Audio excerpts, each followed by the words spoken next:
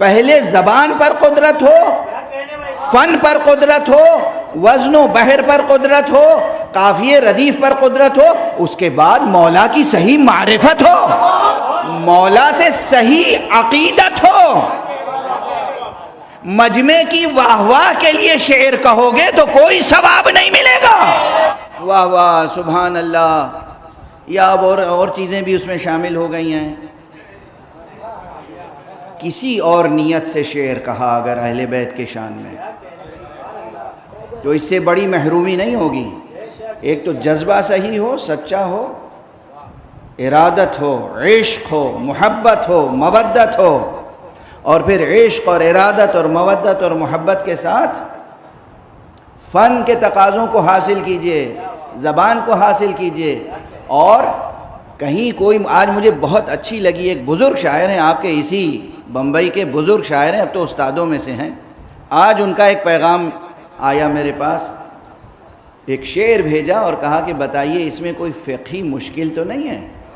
سمجھ رہے ہیں آپ؟ آج کا واقعہ ہے کہ وہ خود بزرگ شاعر ہیں، سینکڑوں نوجوان شاعروں کو شاعری سکھا چکے ہیں، بزرگ شاعر ہیں اسی بمبئی کے، اور ان کے والد بھی استاد شاعر تھے، مگر انہوں نے اس فقیر کے پاس بھیجا کہ ذرا دیکھیے اس میں کوئی فقہی شرعی اشکال تو نہیں ہے؟ یعنی کیا یہ بات ہم کہیں آل محمد قبول کریں گے؟ اب یہ ایک عام سا جملہ کہوں کہ شعر میں ذاکری کرنے والے ہوں یا نثر میں ذاکری کرنے والے، ہر ایک کو خیال یہ رکھنا چاہیے، نہیں خیال رکھنا چاہیے مجمع قبول کرے گا یا نہیں، خیال یہ رکھنا چاہیے مولا قبول کرے۔ اب بات سے بات نکلتی چلی آ رہی ہے، تشبیہ ہو تو کیسی ہو؟ ان کے شایان شان ہے کہ نہیں؟ استعارہ ہو تو کیسا ہو؟ شایان شان معصوم کلام کہنا کسی شاعر کی سب سے بڑی فضیلت ہوتی ہے۔ اب بس ایک جملہ کہہ کے یہ حصہ اس تقریر کا یہیں تمام کروں۔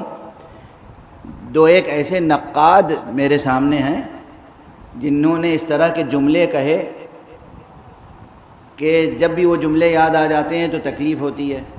ان کا نعت یا سلام مرثیہ یا مذہبی شاعری جسے کہتے ہیں، اس میں کسی عظیم شاعری کی تخلیق ممکن ہی نہیں ہے۔ جو شعر و ادب کا نقاد ایسی فکر رکھتا ہو اس سے زیادہ پست کوئی نہیں ہو سکتا۔ عظمت کی بات تو دور رہی، عظیم ترین شاعری اگر واقعاً ہو سکتی ہے، دیکھیے ایک بات عرض کروں، توجہ رکھیے گا، وہ کہتے ہیں عظیم شاعری نہیں ہو سکتی، کیوں نہیں ہو سکتی؟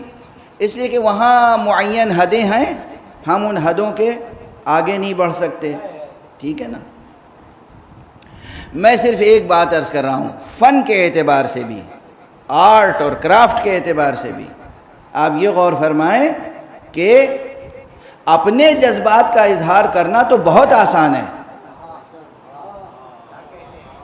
اپنی فکر کا اظہار کرنا بہت آسان ہے، اپنے خیالات کا اظہار کرنا بہت آسان ہے، لیکن کسی معصوم کی زندگی کی ترجمانی کرنا، معصوم کے جذبات کی ترجمانی کرنا، معصوم کے افکار و اقدار کی ترجمانی کرنا کامیابی کے ساتھ، یہاں عظمت فن سامنے آتی ہے، یہاں عظمت فن سامنے آتی ہے۔ آپ اپنے جذبات اور خیالات کا اظہار تو کسی بھی طرح کر سکتے ہیں، حرمتیں باقی رہیں، حدود باقی رہیں، حدود اللہ کو آپ اس سے تجاوز نہ کر جائیں۔ بہرحال یہ درمیان میں بات آ گئی تھی اس لیے عرض کر دی کہ شاعری کا شوق پن پہ ضرور سب لوگ شاعری کریں، مگر آل محمد کی رضا کو سامنے رکھ کر، اور یہ چیز پھر شاعری تک تھوڑی محدود ہے، ہر فن میں معلوم ہوا۔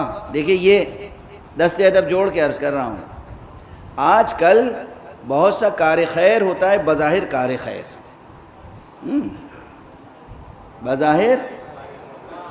بظاہر کار خیر، مقصد اس کے اندر کیا ہوتا ہے؟ طلب خیر، اب یہ معلوم ہے کہ خیر کے دو معنی ہیں. ایک خیر صرف پیسے کو کہتے ہیں، مال دنیا. قرآن مجید میں بھی مال دنیا کے معنی میں لفظ خیر استعمال ہوا ہے. قرآن مجید میں بھی خیر مال دنیا کو کہا گیا ہے. انہو لحب الخیر لا شدید، اسے تو مال دنیا کی بہت محبت ہے، اور مقامات پر بھی ہے.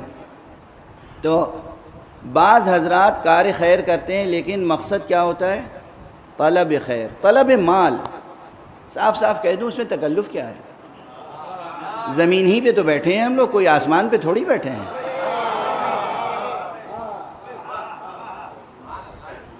حالانکہ میں معذرت چاہتا ہوں، عمومی حالات کے تحت کہہ دیا، جو فرش عزا پہ بیٹھتا ہے وہ تو بہت بلند ہوتا ہے. ہم اس فرش عزا کو زمین نہیں کہہ سکتے. تو جو فرش عزا پہ بیٹھے ہیں وہ بہت بلند ہیں. لیکن یہ بھی مبالغہ نہیں کر رہا ہوں، آپ کو خوش کرنے کے لیے نہیں کہہ رہا ہوں. آپ کو اندازہ نہیں فرش عزا کی حرمت و عظمت کیا ہے. افلاک پست ہیں فرش عزا کے سامنے. کبھی موقع ہوگا تو صرف اسی عنوان